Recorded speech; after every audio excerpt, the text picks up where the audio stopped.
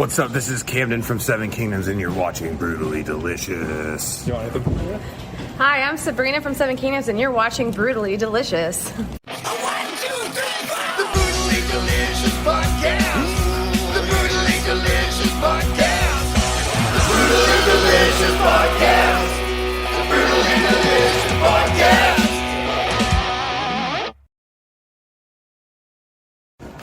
What's up, everyone? Dark Mace with Brutally Delicious. I am here in Philadelphia with Camden from Seven Kingdoms. How you doing, dude? What's up? We just got in. It was a brutal drive. They closed down. I don't remember which highway, but it was closed and it wasn't, and it was closed and it wasn't, and then there was like a car on fire, and it was crazy. But we're here. So you just came from Richmond, did you say? Yeah, we played Greensboro, so then we drove to Richmond overnight, and then we stayed in Richmond, and we left at like 10 this morning. It was supposed to be like a 4-hour, 20-minute drive, turned into like 6. Yeah, something like that. So I mean, hey, van life. We're actually based out of Richmond. Like, I'm in New York. The Brutally Delicious is based out of Richmond. Yeah. So hey, home. I saw you guys there like 2018. Yeah. I think it was election day or something. Yeah. So tour going well. Like otherwise. You know, everything's been going really good. We're getting in. We got 2 more shows. Just trying to offload all the merch that we can. Sure. Yeah. Got 2 more gigs tonight in New York, right? Yeah, tonight in New York. Yeah. And then we head home and we get ready to announce our headlining tour. Yeah. So can you tell us anything about that? I can't. It'll be out, I think, Monday or Tuesday. We're going to take, I'll wait and save the bands.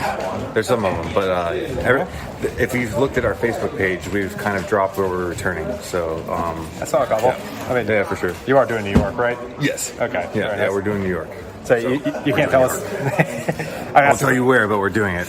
But you got some good openers, or your headline? Yeah. We're headlining. We're bringing. Each leg has like a regional band kind of thing. So we have essentially 3 bands doing direct support, but one at a time, just through the different regions. And then we have an opener who's from West Canada. So it'll be their first time in the U.S. So. Oh, very nice. It's like Windrose this tour, right? Do what? This is Windrose's first time here, right? Yeah, for sure. This is their first one. So. Oh, nice. Yeah, we'll do the headlining tour, and then a week after that, we fly to Europe and go do the tour with them. So that's our Zenith World Tour. Yeah. And then we'll be down for a new record over the winter. So that was my next question. Like, Zenith seems like it's getting some pretty good reception. Like, you guys like happy with it? Like, what's the next one? That's what I'm saying. We're basically getting ready to do the next one. We're going to finish the tour in Europe with Windrose, and then we're going to just like I said, go down pretty much the entire winter into January. And I think we'll start recording in February, and we need to get it out by like the end of March. Okay. So we got a lot of work ahead of us. Luckily we did okay this year, so we're gonna take some time off, like from our day jobs, to like actually just get the record done. So that's nice. Finally, right? Yeah. I can like actually like survive by playing a guitar. You're gonna be a professional musician. Almost. We're super close. It's like you could say it right now, but like another year or 2, we could probably like just do this. Do you need to walk somewhere, by the way? We can. No, yeah. Let's go walk around. So yeah, we're late today. So if you want to have a first-person point of view of what it's like to be a late band, if you're driving in a van, follow your boy. Hey, going outside right now. Yeah, we have a brutally delicious stair load in today. Oh shit! The venue is upstairs. Oh, wait, no elevator? No elevator. Oh man, the hands ran out of budget. So, tell me if I got all this straight. Your first big tour was opening for Blind Guardian. Yes. Then this is Kevin, by the way. Kevin, you're going to answer some of these questions. That's right. Do you want me to go to him now, or? No. Our first tour was with Blind Guardian, and that's the last time. That's the last time that we were here. Actually, it was in Philly. Yeah, we haven't played Philly since 2010. That was like 13 years ago or something, 2010. Yeah, something like that. It was crazy. That's nice. So the first time I ever saw you, 2018, 70,000 Tons of Metal. Oh, okay. And one of those headliners was Sabaton. Yeah. You just opened for Powerwolf, and now you're opening up for Rhapsody. Like who's left? There's a couple left. We're hoping actually that we have an offer out next year for a tour that would be absolutely nuts. So I'm hoping that they pick us for it. Let's go. Wait, can you give us more on that? I can't give you any more on it, but like it would be really big. Someone wanted to tell me It wouldn't be quite as big as like Powerwolf, like national, but it would be really good. I mean, it would go into like the 600 to 1200 cap rooms. Oh shit! It wouldn't be like. So, no Dragon Force? Yeah. No, it's not Dragon Force. It's not Dragon Force. But not yet. No. Yeah. But yeah, no, it would be crazy. It's It's one of Keith's favorite bands. Oh, hey! It's not a repeat? It is not a repeat. Okay. I've never been on tour with this band. I mean, anyway, I'm just glad to hear that you guys, you headlined in 2018. Have you done any other headlining runs? No, we did that just kind of as a tester. Like that was kind of a bit of a DIY kind of thing. So this is our very first where we carry support, and it's more than 2 or 3 weeks, and there's some festivals attached to it. So it's a really it's going to be a different experience than that one in 2018 for sure. Mm-hmm. Just because it's what stairs, boys. Yeah. Just because it's put together. We put a lot more work into it this time, and we've done a lot of supporting tours since that time. So it'll be a time to see if the Unleash the Archers tour. Oh yeah, forgot about that. The Beast in Black tour. Mm-hmm. The Powerwolf stuff, and then see how it did. Wait, you were on the Beast in Black tour, like the one with Nightwish, was it? No, it was. So they did a headlining tour before they did the Nightwish tour. Oh, okay. And we did that one with Stryker. Oh, okay, yeah. Okay. Well, so I guess it's how much time I get you for? Like 2 more minutes or so? Yeah, okay. fine. Hello out there. Yes, hello out there, everyone. I'm Hal Schwartz. And I'm Flynn McLean. Together we host None But the Brave, a podcast dedicated to the music and career of Bruce Springsteen. Bruce and E Street Band are on tour right now for the first time in 6 years, and we're taking a detailed look at what's happening on stage in our bi-weekly episodes. We've also been recently joined by some very exciting guests, including rock journalist Warren Zanes and Stephen Hayden, Backstreet's Magazine founder Charles Cross, and Barstool's Kirk Minahan. If you're a diehard Springsteen fan, this is the show for you. So please subscribe to None But the Brave on your favorite podcasting platform, and we hope to see you further on up the road. Thank you so much. We'll be seeing you. So your first album was 2007, was it? Brought This Tonight? Yeah. Okay, so Fresh out of high school. so that's a story there. I mean, good for you. Just general thoughts on the music and touring industry these days. Oh, it's terrible. Yeah. No, we just got completely raked by our ex-record label. They're refusing to pay us the 5,000 euros they owe us for tour support. I don't care. Yeah. Ex-record label? Napalm. Napalm? Yeah. So I have a lot of beef with Napalm right now because they're refusing to do it. Basically, they threatened to take us to court over it. I don't have money like they do. They're going to wrap me up like kingpins do and money in court and stuff like that to try to get our 5,000 euros. It's not worth it at that point, but it's the principle that, record labels like that will swallow up or try to swallow up bands like us to offer large packages to other bands. You know what I mean? And what they don't realize is that all these bands talk together and they're friends, and people don't like for their friends getting screwed over like that.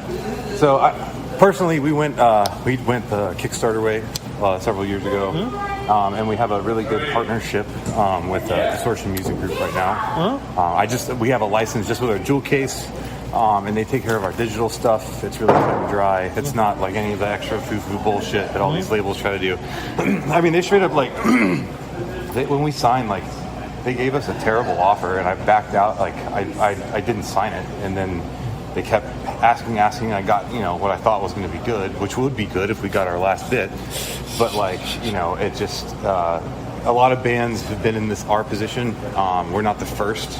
And we're certainly not going to be the last. But, I mean, you won't be able to do business forever that way. You know what I mean? So, regardless if we get it or not, it's more the principle for me that, someone that big will go and essentially rob the small guy that's owed in print.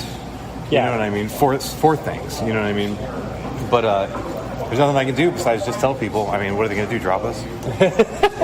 So I'm guessing that opening run you have is not Visions of Atlantis. No, it's definitely not. For those unaware, their drummer is in fact CEO of Napalm. President, CEO? I've never met the guy. I'm sure he's okay, but it's just I really hope more from that label. You know what I mean? I really did with our time there. But, we found a really good home with Distortion. Maurizio, which is the guy from Hard Impact and Cataclysm. He's the guy with that imprint. So it's essentially they're doing distribution for us in a way. And then he's really pushed a lot for us, so it really means a lot. I work for all of his bands, so that's kind of awkward too, because half of those bands are on Napalm, you know what I mean? Yeah, well. And that's what I'm saying, it's just like I get threatened with a legal mail, and then the next mail is like, hey, can you do all this stuff for us on guest list? And it's just like, I guess, you know what I mean? But like, let's not forget that Camden doesn't go away. So let's, you know, and I work with all of the bands that are fed up with it also. So it's just, you know, it's just the way it is. It's the industry. It's business. It's just business. This is nothing personal. I mean, I'm aggravated with it, but it is business at the end of the day. And you know what? Businesses talk to other businesses. That band's a business. My band's a business. You know, we take our band very seriously, just like everybody else. You know what I mean? And you essentially, you know, friends don't like friends watching them get food taken off their table. You know what I mean? Or like, you know, playing fights, essentially. So, yeah. But that's it. I mean, the music industry is terrible until you get finally. It took us a long time for people to just like see and like, oh, like I understand what they're doing, and I understand that, you know, if we put this band out with, you know, in front of people with other bands that are like them, you know, they make more fans. You know what I mean? Therefore, they grow and that stuff. And it's taken a long time for people just to see that. But that started with the Unleash the Archers tour finally, you know what I mean? And we've been just really, that opened a lot of doors for us. So like I said, we're happy with the family that we have now. I would consider them family. You know, the team behind us, especially here in North America, Continental Concerts and Distortion Music Group. It's basically Hard Impact Management. But like they're really giving us the push that will allow us to work, and it'll allow our work to be seen. Because I mean, like I said, I was just like, I'm TM for this tour. I play in the band. I do all the finances for all the tour. Like I do everything. So it's just like there's no reason. Like I'm tired of getting looked over. I mean, I didn't want to say it, but like you're about to like make money by playing guitar. How much of it is from playing guitar versus from managing tours? I mean, the thing is the guitar playing is catching up, and luckily, like, you know, like we're in our band, like we're all an even piece in it. So it's like you know, I could make a living on the road without the band, you know what I mean? Or at home with my day job. But what makes me happy is to seeing, you know, the other three, like, be able to, like, oh yeah, I'm just gonna take off, like, I don't really need to. And we've spent, you know, the band's been a band since 2007. So like 16 years later, you know, we're finally seeing a little bit of a return. We're nowhere near caught up, but at least we can pay our bills, you know what I mean? Yeah. It's kind of satisfying when, you know, Kevin, right? Kind of satisfying when you wake up and your job's just a shred real quick. I mean, you know, it's pretty rad. It makes it all worth it, honestly. Yeah. We put a lot of work in, and, you know, that's why we get so salty with people that take that work away. So, yeah. That kind of brings us to my last question. Like, as like a fan primarily, I'm thinking like metal bands that have gotten big in the last 10 years. Like, obviously, like, you know, this tour is doing well, but like the only one that's become anything close to a household name, I think, is Ghost. Do you think like metal's ever going to come out of this underground and like get to like, I don't know?